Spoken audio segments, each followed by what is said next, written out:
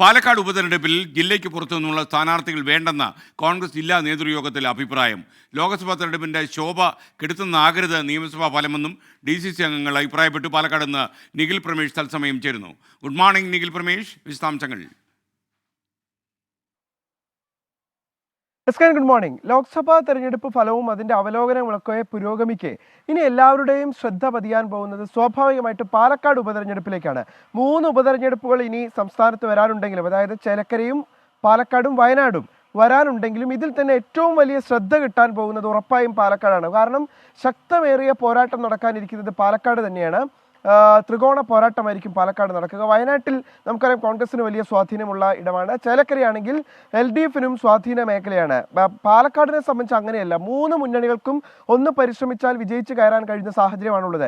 അതുകൊണ്ട് തന്നെ കോൺഗ്രസ് സ്ഥാനാർത്ഥിയാണ്, UDF സ്ഥാനാർത്ഥിയാകാൻ പലരും ഇതിനോടകം തന്നെ തയ്യാറെടുത്ത് നിൽക്കുന്നൊരു സാഹചര്യമുണ്ട്. അതിൽ തന്നെ ഏറ്റവും കൂടുതൽ കേട്ട പേര് രാഹുൽ മാങ്കൂട്ടത്തിൻ്റെതാണ്. ഷാഫി പറമ്പിൽ ഈ പാലക്കാട് ഒഴിയാൻ തയ്യാറാകുമ്പോൾ തന്നെ ഷാഫി മുന്നോട്ട് വെച്ച ഉപാധികളിലൊന്ന് താൻ നിർദ്ദേശിക്കുന്നയാൾ പാലക്കാട് സ്ഥാനാർത്ഥിയാകണമെന്നുള്ളതായിരുന്നു.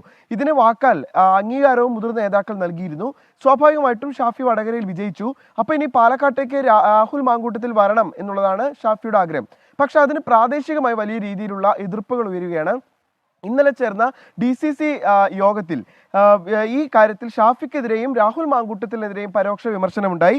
ചിലർ ഇതാണ് സ്ഥാനാർത്ഥി എന്ന് പ്രഖ്യാപിക്കുന്നു, ചിലർ ഞാനാണ് സ്ഥാനാർത്ഥി എന്ന് പ്രഖ്യാപിക്കുന്നു. ഇത് രാഹുൽ മാങ്കൂട്ടത്തിനെയും അതോടൊപ്പം തന്നെ ഷാഫി പറമ്പിലിനെയും ഉദ്ദേശിച്ചുള്ള പ്രസ്താവനയാണ്. ഇത് ശരിയായ രീതിയല്ല എന്നുള്ളതാണ് യോഗത്തിൽ ഉയർന്നു വന്ന വിമർശനം. കെട്ടിയിറക്കുന്ന സ്ഥാനാർത്ഥികൾ എന്താണ്? നൂലിൽ കെട്ടിയിറക്കുന്ന സ്ഥാനാർത്ഥികൾ വേണ്ട, ജില്ലയിൽ നിന്ന് തന്നെയുള്ള ആളുകൾ സ്ഥാനാർത്ഥികളാകട്ടെ എന്നുള്ളതാണ് ഈ യോഗത്തിൽ ഉയർന്ന പ്രധാനപ്പെട്ട ഒരു വിമർശനം. അങ്ങനെയുള്ള ആളുകൾ മത്സരിച്ചാൽ മാത്രമേ ഈ തെരഞ്ഞെടുപ്പിൽ വിജയിക്കാൻ കഴിയൂ എന്നും ഈ യോഗത്തിൽ വിമർശനം ഉയർന്നു. അതോടൊപ്പം തന്നെ പ്രധാനപ്പെട്ട കാര്യം, ചിലർ നടത്തിയ സന്ദർശനങ്ങൾ ശരിയല്ല എന്നും യോഗങ്ങൾ നടത്തി വിളിച്ചുകൂട്ടിയത് ശരിയല്ല എന്നും ഈ യോഗത്തിൽ അഭിപ്രായം ഉയർന്നു. അത് രാഹുൽ മാങ്കൂട്ടത്തിനെ ഉദ്ദേശിച്ചുള്ളതാണ്. KPCC അംഗങ്ങൾ കൂടി ആലോചിച്ച് നേതൃത്വത്തിന് ഒരു പേര് നൽകാനും ആലോചിക്കുന്നുണ്ട്. പ്രധാനമായും DCC പ്രസിഡന്റ് A തങ്കപ്പിന് വേണ്ടി ഒരു വിഭാഗം രംഗത്തുണ്ട്. ജില്ലയിൽ നിന്ന് തന്നെയുള്ള ഡോക്ടർ P സരിന് വേണ്ടി ഒരു വിഭാഗം രംഗത്തുണ്ട്. VT ബൽറാമിന്, നേരത്തെ പരാജയപ്പെട്ട VT ബൽറാമിന് വേണ്ടിയും ഒരു വിഭാഗം രംഗത്തുണ്ട്. എന്തായാലും ഇനി ചൂട് പിടിക്കുന്ന കാലമാണ് വരാൻ പോകുന്നത്. തെരഞ്ഞെടുപ്പ് ഇപ്പൊ നല്ല മഴക്കാലാണെങ്കിലും തെരഞ്ഞെടുപ്പ് ചൂട് ഇനി കൂടുതൽ ശക്തമാകാൻ പോവുകയാണ്. കാരണം അത്ര പോരാട്ടമായിരിക്കും. ഒരു സീറ്റ്. താങ്ക് യു നിഖിൽ പ്രമേഷാണ് പാലക്കാട് നിന്ന് വിവരങ്ങൾ നൽകി.